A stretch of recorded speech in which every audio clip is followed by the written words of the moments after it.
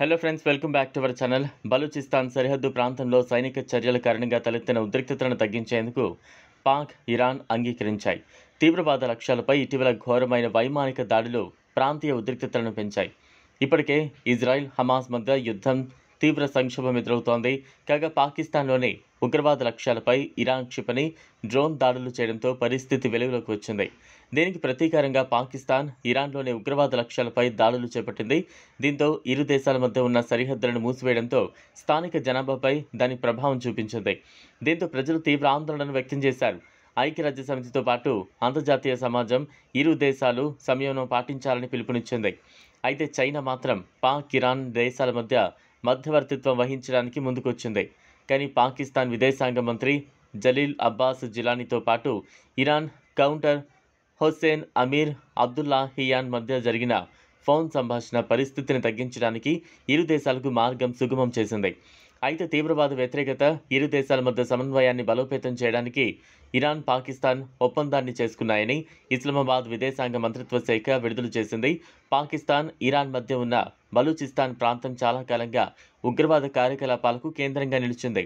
మరోవైపు ఇరాన్ లేదా దాని ప్రాక్సీలు రానున్న రోజుల్లో ఇజ్రాయెల్పై దాడికి దిగే అవకాశం ఉందని అమెరికా ఇంటెలిజెన్స్ని ఉటంకిస్తూ వైట్ హౌస్ వర్గాలు హెచ్చరించాయి.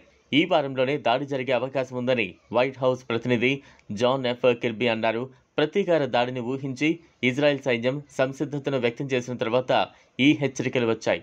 Hamas political chief Ismail Haniyeh, Hezbollah senior commander Fuad షుక్రుని హతమార్చారు. ఫువాద్ను మాత్రం తమ వైమానిక దాడిలో హతం చేసినట్లు ఇజ్రాయెల్ ప్రకటించింది. అయితే హమాస్ చీఫ్ హనియే హత్యకు మాత్రం ఇజ్రాయెల్ బాధ్యత వహించలేదు. ఇరాన్ అధ్యక్షుడు మసౌద్ పెజెష్కియాన్ ప్రమాణ స్వీకార కార్యక్రమం కోసం హనియే ఇరాన్ రాజధాని టెహ్రాన్ వచ్చిన సమయంలో జరిగిన దాడిలో హత్య చేయబడ్డాడు. ఈ దాడి ఇజ్రాయెల్ చేసిందని ఇరాన్, హమాస్, హిజ్బుల్లా ఆరోపిస్తూ ఉన్నాయి. దీనికి తప్పకుండా ప్రతీకారం ఉంటుందని హెచ్చరించింది. ఇప్పటికే Iran supreme leader Ayatollah Ali Khamenei ఆ దేశ బలగాలకు దాడికి సిద్ధం కావాలని ఆదేశాలు ఇచ్చినట్లు సమాచారం. ఈ ఉద్రిక్తతల కారణంగా మధ్యప్రాచ్యంలో ఎప్పుడు ఏం జరుగుతుందో అనే ఆందోళన నెలకొంది. మరోవైపు ఇజ్రాయెల్కు అండగా అమెరికా తన యుద్ధ నౌకల్ని పంపింది. దాడి జరిగితే ఇజ్రాయెల్కు మద్దతుగా నిలుస్తామని చెప్పింది. ఇదిలా ఉంటే ఉద్రిక్తతల వేళ హమాస్, ఇజ్రాయెల్ మధ్య కాల్పుల విరమణకు మద్దతుగా అమెరికాతో పాటు యూకే, ఫ్రాన్స్, జర్మనీ, ఇటలీలు సంయుక్త ప్రకటన చేశాయి. ఇరాన్ని శాంతించాలని కోరాయి. ఈజిప్ట్ మరియు ఖతార్ మధ్యవర్తిత్వంతో కాల్పుల విరమణపై చర్చలు గురువారం తిరిగి ప్రారంభమయ్యే అవకాశం ఉంది.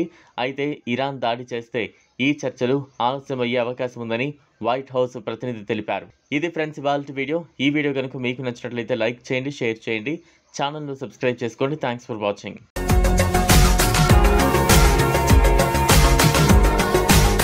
మరిన్ని అప్డేట్స్ కోసం మా ఛానల్ని సబ్స్క్రైబ్ చేయండి.